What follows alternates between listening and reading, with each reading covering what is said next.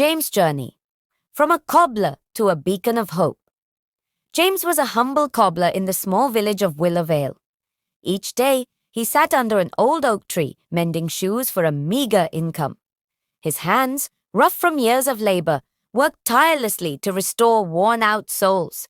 Despite his struggles, James was known for his warm smile and unwavering honesty.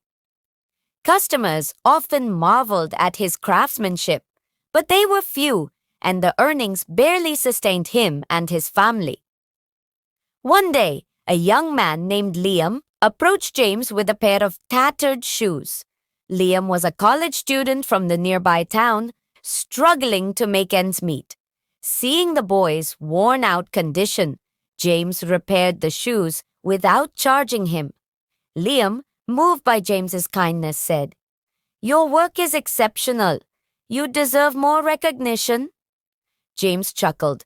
"Recognition is for big people. I'm just a cobbler doing my part." But Liam couldn't forget the encounter. He returned with an idea. "James, why don't you create new shoes instead of just fixing old ones? Your skills are unmatched.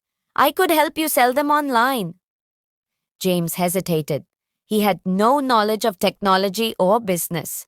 However, Liam's enthusiasm sparked a glimmer of hope. "Let's try," James said, his voice filled with both excitement and doubt. Together, they worked on creating a small collection of handmade leather shoes.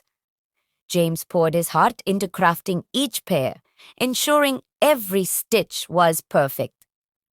Liam took photos and listed them on an online marketplace. The first sale came within days, a pair of brown leather sandals purchased by a customer in New York. The positive feedback was overwhelming. "These are the most comfortable and well-made shoes I've ever worn," the customer wrote. Encouraged, James and Liam expanded their efforts. They named the brand SoleHope, symbolizing the hope James provided through his work. Word spread in Willowvale, and James' small workshop became a hub of activity. Local youth joined him, eager to learn the art of shoemaking. Liam taught them about marketing and e-commerce. Soon, SoleHope wasn't just a business, it was a community. As orders grew, James faced challenges. He lacked the funds to buy high-quality materials in bulk. However, his reputation as an honest man worked in his favor. James's journey. From a cobbler to a beacon of hope. James was a humble cobbler in the small village of Willowvale. Each day, he sat under an old oak tree, mending shoes for a meager income. His hands, rough from years of labor, worked tirelessly to restore worn-out soles. Despite his struggles, James was known for his warm smile and unwavering honesty. Customers often marveled at his craftsmanship, but they were few, and the earnings barely sustained him and his family.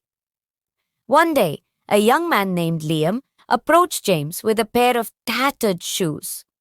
Liam was a college student from the nearby town, struggling to make ends meet. Seeing the boy's worn-out condition, James repaired the shoes without charging him. Liam, moved by James' kindness, said, "Your work is exceptional. You deserve more recognition." James chuckled. "Recognition is for big people. I'm just a cobbler doing my part." But Liam couldn't forget the encounter. He returned with an idea.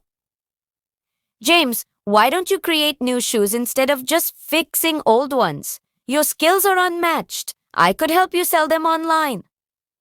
James hesitated. He had no knowledge of technology or business. However, Liam's enthusiasm sparked a glimmer of hope. "Let's try," James said, his voice filled with both excitement and doubt. Together, they worked on creating a small collection of handmade leather shoes. James poured his heart into crafting each pair, ensuring every stitch was perfect. Liam took photos and listed them on an online marketplace. The first sale came within days, a pair of brown leather sandals purchased by a customer in New York. The positive feedback was overwhelming. "These are the most comfortable and well-made shoes I've ever worn," the customer wrote. Encouraged, James and Liam expanded their efforts. They named the brand SoleHope, symbolizing the hope James provided through his work. Word spread in Willowvale. A local leather supplier offered him credit, saying, "You've helped so many people, James. Let us help you now." The business flourished. Customers loved the story behind SoleHope, and media outlets began covering James's journey. He was invited to speak at a small business seminar in the city. Nervous but determined, James shared his story. "I've always believed that even the smallest work, done with sincerity, has value. I never thought I'd come this far, but it shows that dreams don't have an age limit." The audience erupted in applause. Among them was a prominent entrepreneur who offered James a partnership to scale up production. This opportunity allowed SoleHope to reach international markets. James' handcrafted shoes, once sold under an oak tree, were now worn by people across the globe. Despite his newfound success, James remained humble. He used a portion of his earnings to establish a training center in Willowvale, teaching underprivileged youth the art of shoemaking. "I want to give back what life has given me," he said. Years later, when people visited Willowvale, they didn't just see a cobbler, they saw a man who had transformed his craft into a legacy. James' story became a symbol of resilience and hope, reminding everyone that with kindness, determination, and a helping hand, even the smallest dreams could grow into something extraordinary. Moral of the story: no matter how small your beginnings, your skills and dedication can lead to greatness when combined with kindness and the courage to embrace change.